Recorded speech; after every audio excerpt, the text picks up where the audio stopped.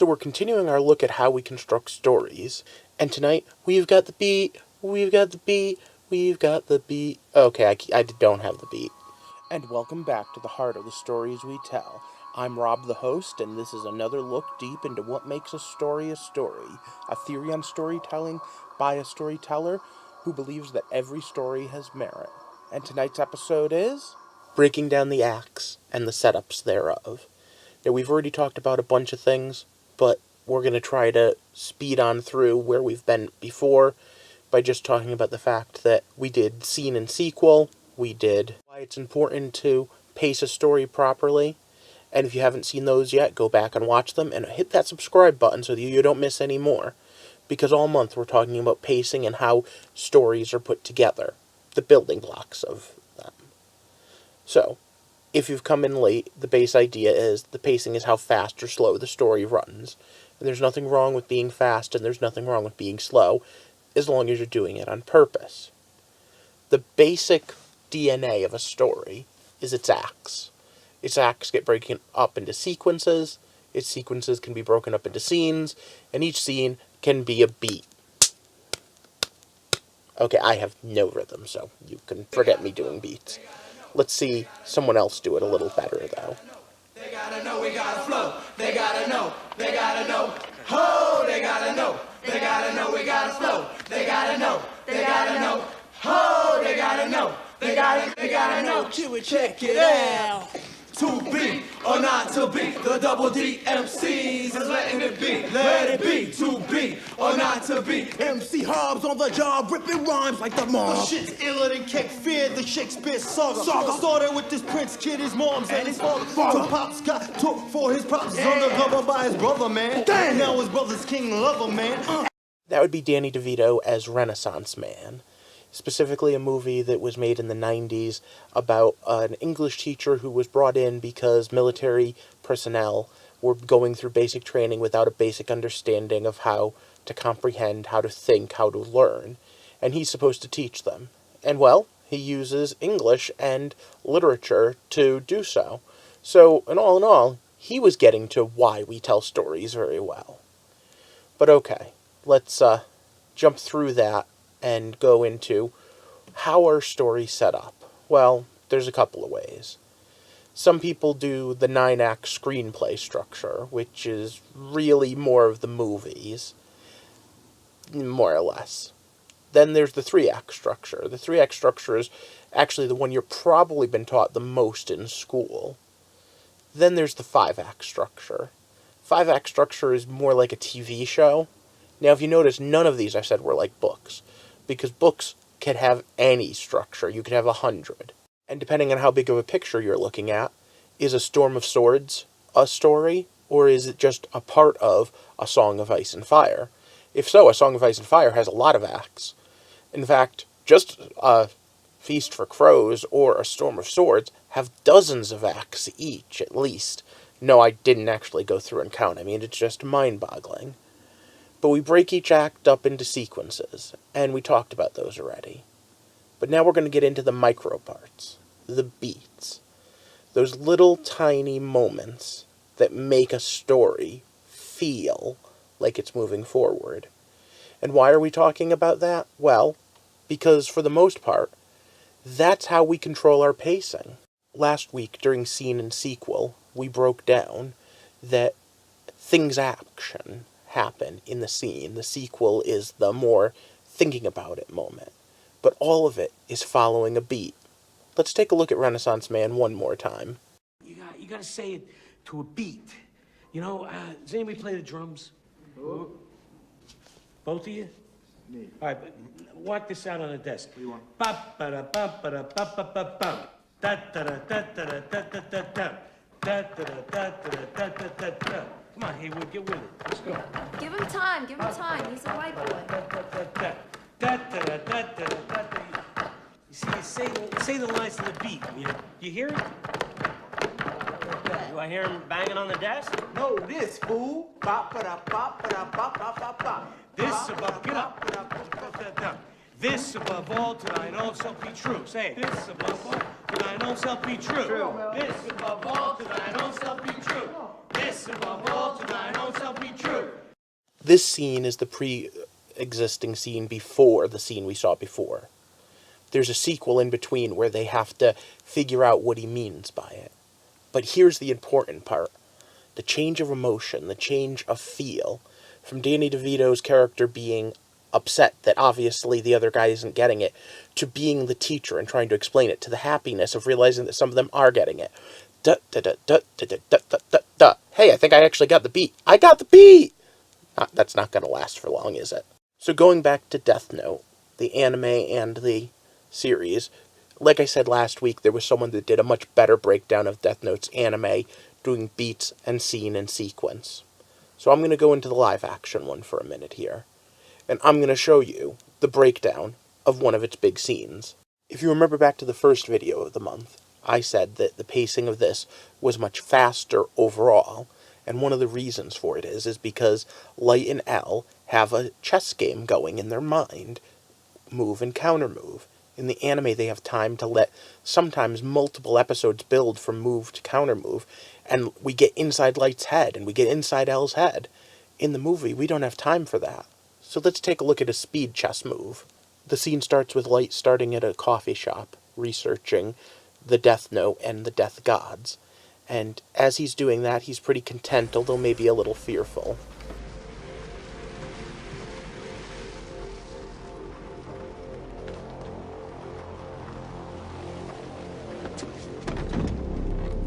And beat number 1, L surprises him. And now shock, and once again, the whole emotion of the scene changes. The energy of the scene changes.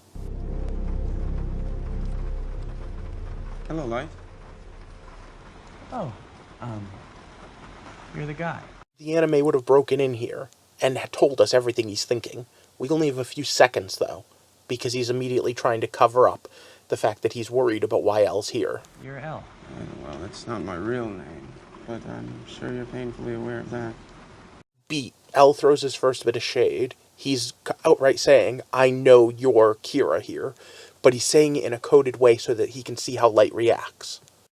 What are you doing here? Follow the lead. You? I'm leaving. Beat. Move and counter move. I'm just a normal kid. I don't understand what's even going on here. No, I know who you are. Tell me what you're really doing here. I wonder if it was a difficult decision. What was difficult decision? Sparing your father's life. Beat. Scene is now broken down into sequel. Light only gets a few seconds of sequel to react to what just said. And the fact that, oops, yeah, I gave myself away a bit. I'm sorry, what are you talking about? Well, you must have known it would implicate you, yet you couldn't bring yourself to do it. Beat, and again, if we were in a novel or if we were in the anime, we would have a few seconds at least in each character's mind here. And as such, we'd have more sequel. But we don't. We don't have time for that in the movie. I always wondered if you had a line. I guess it's fortunate for us, the line you finally decided to draw points so clearly. Beat. L throws down the gauntlet, and Kira, Light, needs to sit there and prove that he's not. And it's all played in seconds instead of moments. In your direction. So you really think that I'm Kira? No, I know it. Well, if you're so sure, then why haven't you just arrested me?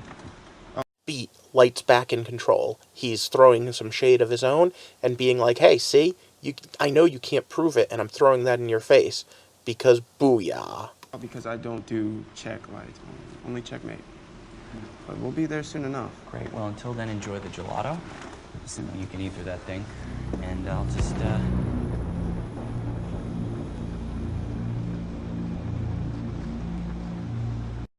This time the Beat was nice enough to give us a music cue. He was confident. He was fine. And then he saw Ryuk. And once he saw Ryuk, all the fear from the beginning of the scene, remember, at the beginning he was here researching him because he was a little afraid.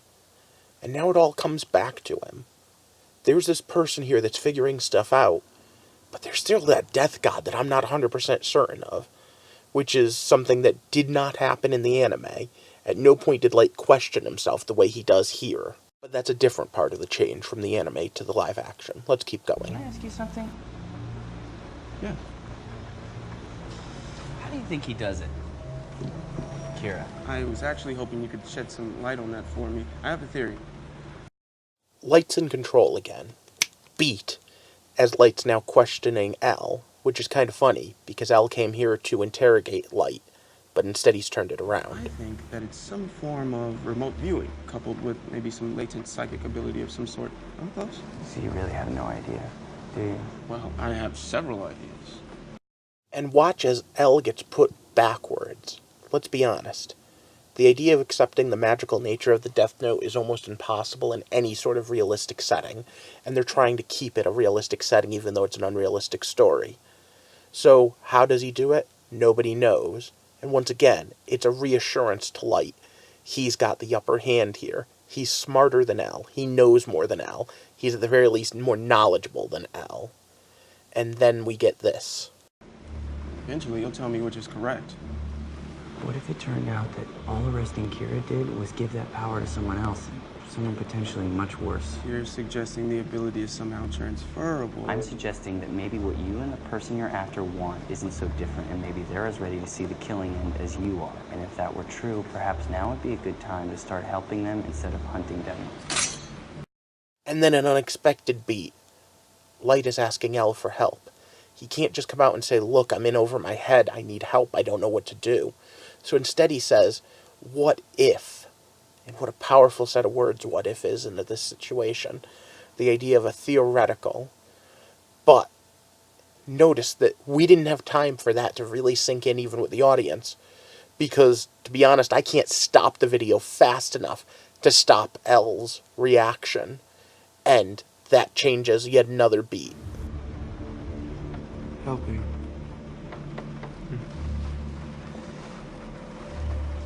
You know what I think, like? I think you want to make a deal. Good deals are made by those in a position of strength. Criminals such as yourself never make those deals. What they do is wait until they're caught, and then they beg. The beats are coming so fast now that my head is spinning trying to keep count. But I want you to think about this. If you were used to the anime that would have an entire 20-something minute episode dealing with this diner scene, or probably more likely, this scene would be broken up into multiple scenes as they went back and forth. This seems too fast. Like they're skipping over all the important parts. Like why L thinks what he does, why Light thinks what he does. But at the same time, it's the same basic story, just condensed. I'm not begging, I am telling you that you don't understand. Let me put this in terms you're more familiar with. A man kills 400 people. He tells us that it's complicated, that he's misunderstood. Do you think that Kita would hear his excuses? And beat again, as yet more is coming out. They're both getting riled. They're both pushing each other. But at the same time, they're both showing who they really are underneath. And at the same time are trying to hide who they really are underneath. Or do you think that he'd walk him off a bridge? You think you're better than me, but you're just trying to kill Kira. No, Kira, kill I Kira. do not kill, Light. I don't even carry a gun. It's distracting. What I do is bring people to justice. But the form it takes is of their own making, a consequence of their actions, not mine. Are you seeing the slight shifts in Light's appearance? The way Light is changing, how he's reacting?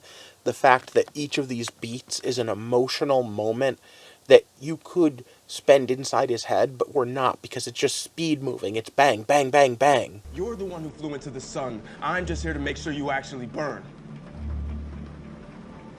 Well, if that's how it has to be. Beat. Well, I guess if that's how it's gotta be. If we have to be enemies, if I can't come to you for help, then I have to stop you. If I have to stop you, I have to kill you. And if I have to kill you, that means I need your name. It is, Light. You know that as well as I do. There are no draws in this game.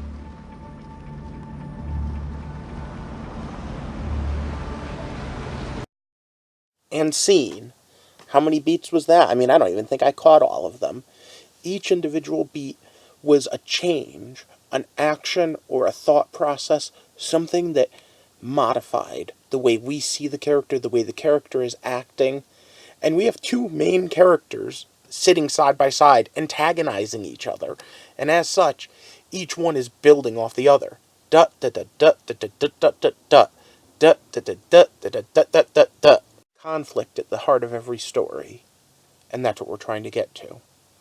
So let's switch it up to Game of Thrones, because that's the other one I really love doing, and we've been focusing on. We have lots of beats in that. Now, different seasons will handle beats a little bit differently. But I'm going to showcase how fast Season 7 has moved, especially compared to the books. That the scene I'm about to do would probably have been multiple chapters, maybe 3 or 4 chapters in the book. Maybe a Tyrion, a Daenerys, a Davos, and a Jon chapter, all linked, maybe with chapters in between them. In fact, as much as I can't imagine these exact ways, if this scene were going to play out, that's exactly what I think would happen. We'd have a Tyrion chapter first, and then a Davos chapter, and then a Jon chapter. But in between the Jon chapter and the next chapter, we'd go to like Arya or Sansa or something, because then we'd come back for Dany's chapter. You stand in the presence of Daenerys Stormborn of House Targaryen, rightful heir to the Iron Throne, rightful Queen of the Andals and the First Men, protector of the Seven Kingdoms, the Mother of Dragons, the Khaleesi of the Great Grass Sea, the Unburnt, the Breaker of Chains.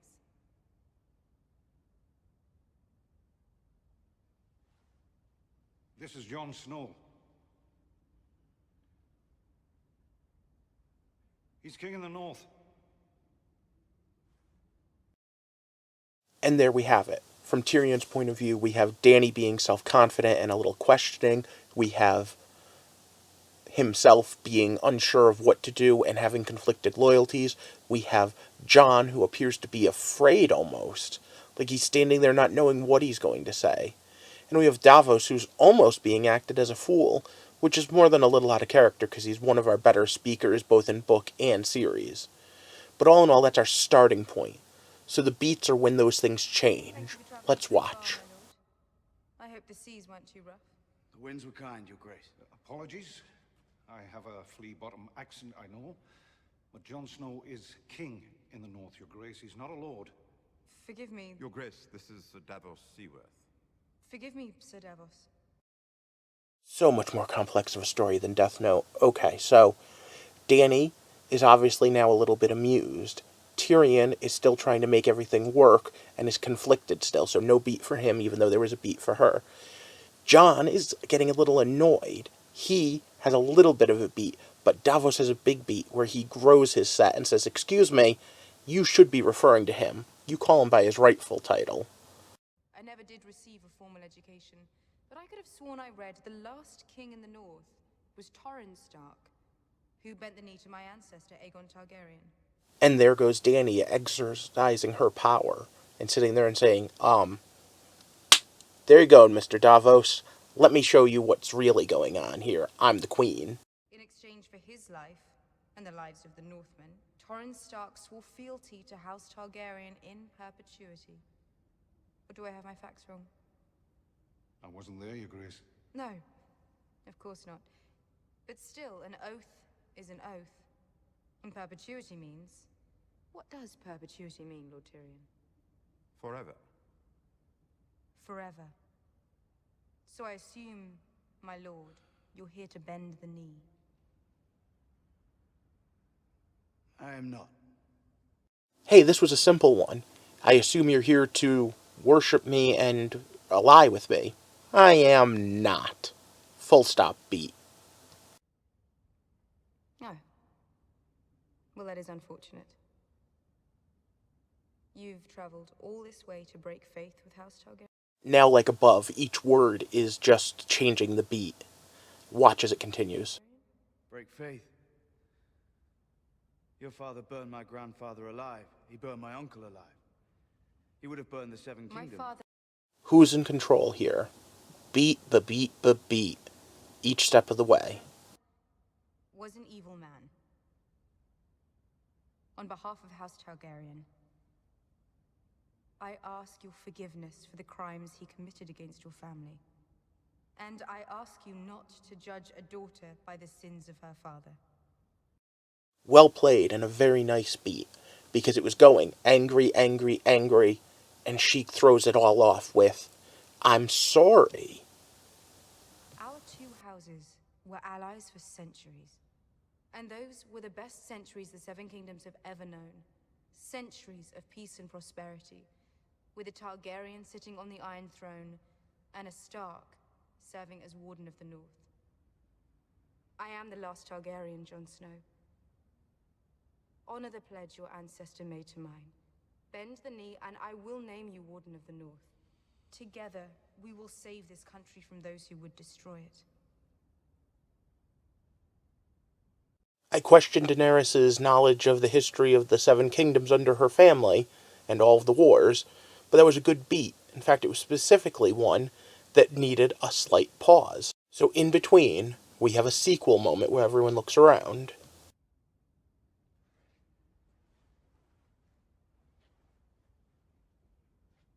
You're right.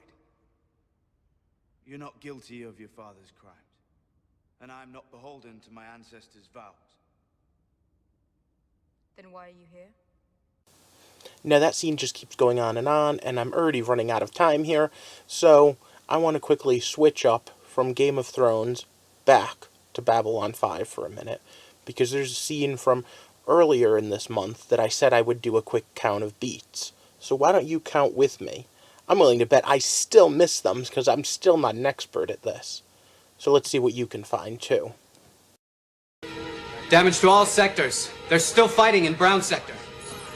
Baseline. The scene is done. We're into the sequel because boom. Get some more troops down there. Hull integrity? Not good.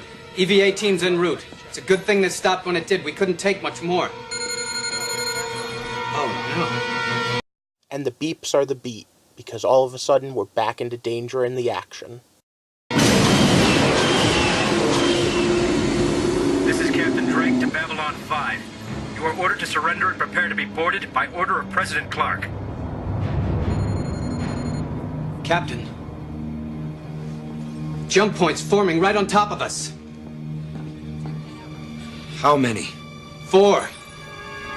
It was already hopeless, and they thought was down to their lowest moment, but they were gonna fight. But now, more enemies coming. This is just being kicked when you're down.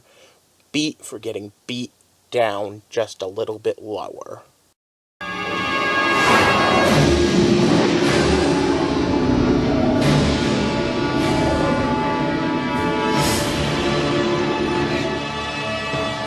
No words needed for this beat, now were there? Just the cavalry has arrived. What we thought was things getting worse are things getting better, and the whole scene changes on that dime, because Delen's here, with a Minbari fleet, and now that might help. This is Ambassador Delen of the Minbari. Babylon 5 is under our protection. Withdraw.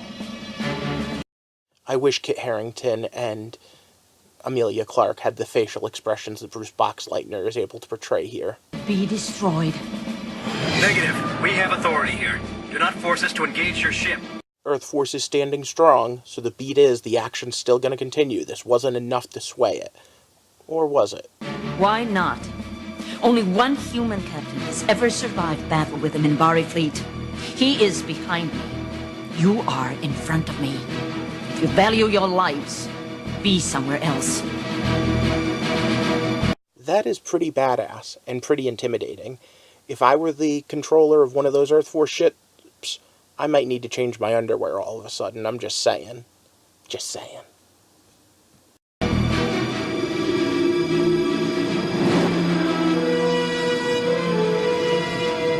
Now watch how long we hold on the retreat and then what happens immediately afterwards. Remember when we were talking about scene and sequel? Well, here comes the sequel, the moment for it to all rest and set in for you.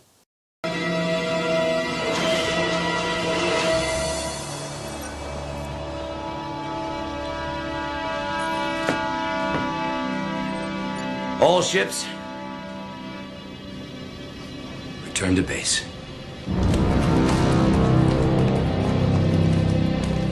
Next week, when we put it all together, I'm going to use another Babylon 5 clip. And I'm going to show the whole thing, how pacing works entirely. Beat, scene, sequence, sequel. And it all starts when Captain Sheridan answers his door. But each of these beats, each of these emotional differences, even these small changes in which way the story is going, gets put together to make a scene. And now we've dissected a couple of scenes into beats now, so you get that. So what about sequence? Sequence is pretty important too. But we've pretty much run out of time, so sequence is going to have to be discussed a little later as we put it all together. Acts are something I want to touch on, though, as we skip over sequences before next week. Acts are what get brought together when you put different scenes and sequences together. For instance, during the opening credits of a movie, you might see James Bond run and do a previous mission. There might be a couple of sequences, an action sequence, a dialogue sequence, with a bunch of scenes and beats in it, that all build into the first act of the movie. Acts are easier to figure out in plays because the act is when the curtain closes, right? In TV shows, it's normally when the commercial break hits. But in a movie or a Netflix series, it's really hard. I mean, the beats kind of blow into each other. And more, as we build things to be bingeable, we have things where even TV shows, one episode flows directly into another. Where one act ends, another one doesn't really seamlessly begin. So it's kind of gotten complicated. But the important part of all this is towards the pacing. We build quick beats, and we have quick sequences. We don't have a lot of time for sequel, so where scenes take longer than our sequel, and everything runs faster. I don't know, I feel like I didn't really explain that well. Let me know down in the comments what you think, and we will touch upon this again after my October Halloween specials.